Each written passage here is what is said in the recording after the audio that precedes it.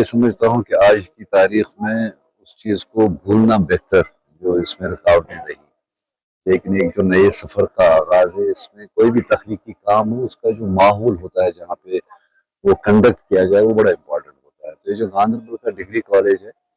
یہ صرف عمارتیں نہیں ہیں۔ مجھے لگتا ہے کہ کشمیر میں میرا نہیں خیال کہ اتنے سارے چنار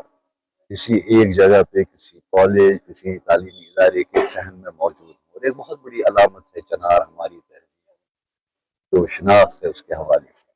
یہاں جتنی بھی اچھی چیزیں پنپی ہیں وہ چناروں کے سائے میں ہی پنپی ہیں، اور امید کی جانی چاہیے کہ یہ جو تھیٹر ورکشاپ 15 روزہ تھیٹر ورکشاپ کشمیر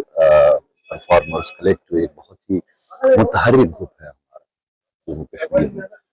منظور احمد میر کی قیادت میں کام کرتا ہے، اور مجھے لگتا ہے کہ بہت دیر کے بعد کسی تعلیمی ادارے کو لے کے ایک پروڈکشن اورینٹڈ ورکشاپ ہوگا، یعنی کہ جب یہ ورکشاپ ختم ہوگا تو ان کی طرف سے ایک پروڈکشن ہوگی ایک ناٹک کی صورت میں، جسے ٹیگور ہال میں شاید چلا جائے گا جو بھی پروگرام ہے، اور اس طرح سے نہ صرف جو کچھ وہ اس تھیٹر ورکشاپ کے دوران سیکھیں گے بلکہ اس کو شو کیس کرنے کا، اس کو سامنے لانے کا، اور فنکاروں کی اور تھیٹر پریکٹیشنرز کی ایک نئی کھیپ کو پروان چڑھانے کا یہ کام ہوگا۔ اس کے لیے جتنا بھی کریڈٹ اس کالج کی ایڈمنسٹریشن کو دیا جائے وہ کم ہے، کیونکہ مجھے معاف کریں آپ، ہمارے یہاں بہت سے تعلیمی اداروں میں اس قسم کی ایکٹیویٹیز کی طرف اس طرح کا رجحان نہیں ہے۔ Degree college Ganderbal is standing out, انہوں نے جس طرح سے اپنا ادارہ، یہاں کی جتنی بھی فیسلٹیز ہیں اس ورکشاپ کے لیے وقف رکھی ہیں، اور جس قسم کا ماحول ہمیں آج کے اس اناگورل سیشن میں دیکھنے کو ملا، جو سٹاف کا، اساتذہ کرام کا، بچوں کا جو انتھوزیازم ہے، I'm sure کہ this is going to be a milestone in our theatre history henceforth۔ منظور صاحب خیر مقدم ہے آپ کا دینک سویرا میں۔ شکریہ سر۔ منظور صاحب یہ جو تھیٹر ورکشاپ آج یہاں منعقد کیا جا رہا ہے، جس کا باضابطہ طور آج افتتاح کیا گیا ہے، تو کیا افادیت ہے اس کی؟ تو کتنے دن یہ جاری رہے گا؟ دیکھیے سر، یہ جو تھیٹر ورکشاپ ہم یہاں پہ آج اس کا انعقاد ہو رہا ہے، یہ بیسیکلی ہماری یہ کوشش ہے کہ ہمارے تھیٹر کو جو پیچھے ہمارے اوپر حالات گزرے ہوئے ایک دھچکا سا لگا ہے، اس تھیٹر کو ریوائیو کرنے کی کوشش ہے، اور اس میں پیش رہا ministry of culture government of India, جن کی ایک سکیم ہے cultural function and production grant scheme, اس کے تحت ہمیں فنڈنگ کی گئی ہے، اور ہمیں مختلف کالجز میں جانے کے لیے کہا گیا ہے، اور خوش قسمتی سے یہاں گورنمنٹ ڈگری کالج کی جو پرنسپل صاحبہ ہیں انہوں نے ہمارا سواگت کیا، اور آج سے ہم یہ ورکشاپ کرنے جا رہے ہیں، جس کا ہمارا صرف یہ مقصد ہے کہ ہم ایمانداری کے ساتھ، جنون کے ساتھ اور پاک دامنی کے ساتھ تھیٹر کی اصل حقائق کو اپنی اس نوجوان پیڑھی کے سامنے لائیں، تاکہ ان کی دلچسپی اس میں بڑھے، اور تھیٹر جو کبھی یہاں پہ اپنی کامیابیوں کی منزلوں پہ پرواز کرتا تھا پھر سے وہیں پہ پہنچ جائے۔ اس میں ہم نے نیشنل اسکول آف ڈرامہ کے کچھ الومیز کو بلایا ہے، جس میں ہماری انسٹرکٹر آدتیہ آریہ جی آج شام کو یہاں پہنچ رہی ہے، اور اس کے ساتھ ساتھ جیسے کہ آپ نے ابھی دیکھا ہمارے جو کشمیر کے NSD الومی ہے مسٹر بھوانی بشیر یاسر صاحب ہے، وہ بھی ہیں اس میں، اور اس کے ساتھ ہمارے جو کشمیر کے تھیٹر کریم ہے، ایسے محمد امین بٹ صاحب ہے، سارے لوگ ہیں،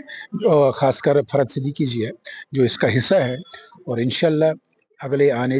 والے دنوں میں آپ خود دیکھیں گے کہ ان بچوں کے اندر ایک ایسی چیز دریافت ہوگی، اور یہ بچے ایک ایسی چیز تیار کریں گے جس کا مشاہدہ ہم باضابطہ طور 26 تاریخ کو سری نگر کے ٹیگور ہال میں کریں گے۔ منظور صاحب تھیٹر عروج پہ تھا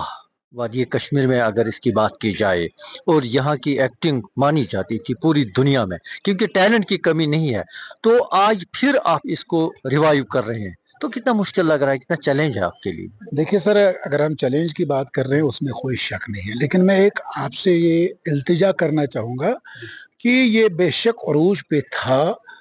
اور ہمارے مطلب جو سوسائٹی ہے اس میں تب بھی ٹیلنٹ تھا اور آج بھی ٹیلنٹ ہے۔ فرق صرف یہ ہے کہ تب شاید پلیٹ فارم ان کو ملتا تھا، آج اس پلیٹ فارم کا فقدان ہے، और हमारी यही कोशिश है कि हम इस यूथ को, हमारी नई पीढ़ी को वही प्लेटफार्म प्रोवाइड करें और वो इस थिएटर को उसी उरूज पे ले जाए जो ये 87 में हुआ करता था, 86 में हुआ करता था या 85 में हुआ। मंजूर साहब, ये जो थिएटर एक्टर हमारे हैं, इनका टैलेंट निखारने के लिए दूरदर्शन केंद्र और रेडियो कश्मीर का बहुत ही अहम रोल रहा है। तो आज क्या देखते हैं कि उनकी पोजीशन आज कहाँ पे?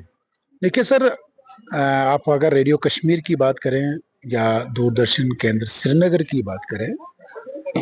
वहाँ आज की डेट में ऐसा चल रहा है कि शायद उनके पास या तो वो फंडिंग नहीं है या वहाँ मुझे लगता है कि वो स्टाफ नहीं है जिनको इस चीज़ का एहसास है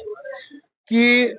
कश्मीर का अदाकार हमारी सोसाइटी का एक अंग है, एक हिस्सा है, और अगर जिस्म के किसी हिस्से में कहीं पे कोई दर्द होता है तो इसका इलाज करना बहुत ज़रूरी है। लेकिन मुझे लगता है कि मैं तो ये कहूँगा कि बदकिस्मती की बात है कि उनकी तरफ से इस तरफ ध्यान नहीं दिया जा रहा है। और अगर इसके साथ साथ हम Jammu Kashmir academy of art culture and languages की तरफ भी देखेंगे, जो एक इदारा है कश्मीर के थिएटर को आगे ले जाने के लिए, कश्मीर के अदाकार के लिए काम करने के लिए, कश्मीर के लेखक हैं, कश्मीर के बाकी जो फ़नून लतीफ़ा से वाबस्ता लोग हैं, लेकिन वहाँ भी इस चीज़ का वाकई फुकदान लग रहा है। लेकिन मैं शुक्रगुजार हूँ जो हमारे सेंटर के इदारे हैं, खासकर मिनिस्ट्री ऑफ कल्चर, संगीत नाटक academy, north zone cultural centre, एवं नेशनल स्कूल ऑफ ड्रामा, जो यहाँ के बच्चों के फन को निखारने के लिए, यहाँ के नौजवान को एक्टर बनाने के लिए, राइटर बनाने के लिए, डायरेक्टर बनाने के लिए अनथक कोशिश कर रहे हैं। और मैं आपको यकीन दिलाता हूँ कि ये कोशिशें इंशाल्लाह बहुत जल्द बारआवर साबित होंगी। शुक्रिया हमारे साथ बात करने के लिए। मेहरबानी सर, शुक्रिया।